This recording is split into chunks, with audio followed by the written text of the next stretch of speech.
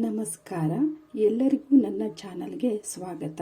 ಇವತ್ತು ನಾನು ಸೋಲ್ಕಡಿ ಮಾಡ್ತಾ ಇದ್ದೀನಿ. ಇದು ನೋಡಿ, ಮುರುಗಲ ಹಣ್ಣಿನ ಮರ. ಕಾಯಿ ಹಸಿರಾಗಿರುತ್ತವೆ, ಹಣ್ಣಾದವಾಗ ಚಿಕ್ಕ ಚಿಕ್ಕ ಆ್ಯಪಲ್ ಥರ ಕಲರ್ ಆಗಿರ್ತವೆ, ಆದರೆ ಹುಳಿಯಾಗಿರುತ್ತೆ ಈ ಹಣ್ಣುಗಳು.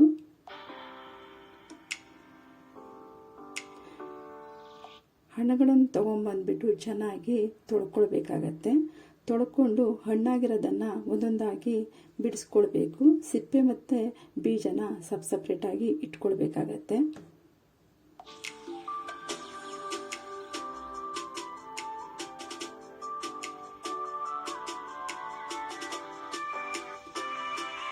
ಹಾಗೆ ಒಗ್ಗರಣೆಗೆ ನಾನು ಸಾಸಿವೆ, ಕರಿಬೇವು, ಬೆಳ್ಳುಳ್ಳಿ, ಇಂಗು ಮತ್ತು ಹಸಿಮೆಣಸಿನಕಾಯನ್ನು ಎತ್ಕೊಂಡಿದ್ದೀನಿ.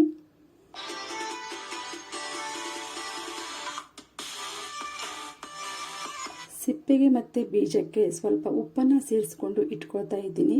ಯಾಕೆ ಅಂತ ಅಂದರೆ ಉಪ್ಪು ಹಾಕಿದವಾಗ ಅದು ಹುಳಿ ಅಂಶನ ಬಿಟ್ಕೊಳ್ಳುತ್ತೆ ಅಂತ ಹೇಳಿಬಿಟ್ಟು.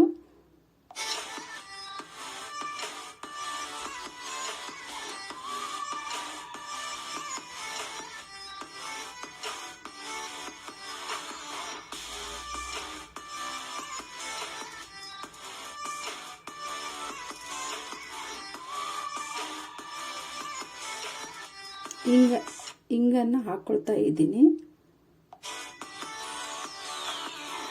ಹಾಗೆ ಬೀಜಕ್ಕೆ ಸ್ವಲ್ಪ ನೀರನ್ನು ಸೇರಿಸ್ಕೊಂಡು ಹುಳಿಯಾಗಿರೋ ನೀರನ್ನು ತಗೊಳ್ತಾ ಇದ್ದೀನಿ. ಒಂದು ಪಾತ್ರೆಯಲ್ಲಿ ಹಾಕ್ಕೊಳ್ತಾ ಇದ್ದೀನಿ. ಬೀಜದ್ದು ಹಾಗೆ ಮತ್ತು ಸಿಪ್ಪೆದು ಅದೇ ಥರನೇ ಮಾಡ್ಕೊಳ್ಬೇಕು. 1-2 ಸತಿ 3 ಸತಿ ನೀರು ಹಾಕಿಬಿಟ್ಟು ತೊಗೊಂಡ್ರೆ ಸರಿಯಾಗತ್ತೆ. ಹಾಗೆ ತೆಂಗಿನಕಾಯಿ ತುರಿನೂ ಹಾಗೆ ನೀರು ಹಾಕಿಬಿಟ್ಟು ಗಿವ್ಚ್ಕೊಂಡು ಅದರ ಹಾಲನ್ನು ಅದೇ ಪಾತ್ರೆಯಲ್ಲಿ ಹಾಕ್ಕೊಳ್ಬೇಕಾಗತ್ತೆ. ಎಷ್ಟು ಬೇಕು ಅಷ್ಟು ತೆಳ್ಳಗೆ ಮಾಡಿಕೊಳ್ಬೇಕು. ಹಾಗೆ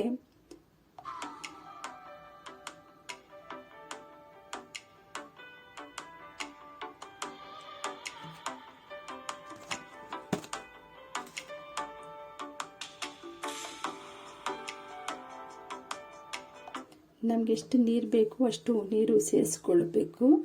ಸ್ವಲ್ಪ ಹುಳಿಯಾಗೇ ಇರುತ್ತೆ ಇದು. ಅದು ಮತ್ತು ಆದರೆ ಆರೋಗ್ಯಕ್ಕೆ ಒಳ್ಳೆಯದು ಮಾತ್ರ. ಪಿತ್ತನಾಶಕನೂ ಹೌದು, ಜೀರ್ಣಕ್ರಿಯೆಗೂ ಒಳ್ಳೆಯದು. ಇವಾಗ ನಾನು ಒಗ್ಗರಣೆನ ಸೇರಿಸ್ತಾ ಇದ್ದೀನಿ.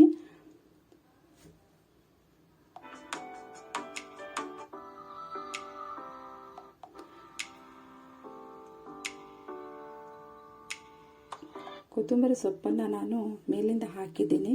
ರುಚಿಗೆ ತಕ್ಕಷ್ಟು ಬೆಲ್ಲನೂ ಸೇರಿಸಿದ್ದೀನಿ. ಇವಾಗ ಉಪ್ಪನ್ನು ಹಾಕ್ತಾ ಇದ್ದೀನಿ ನೋಡಿ. ಮೇಲಿಂದ ಸೊಪ್ಪನ್ನು ಹಾಕ್ತಾ ಇದ್ದೀನಿ.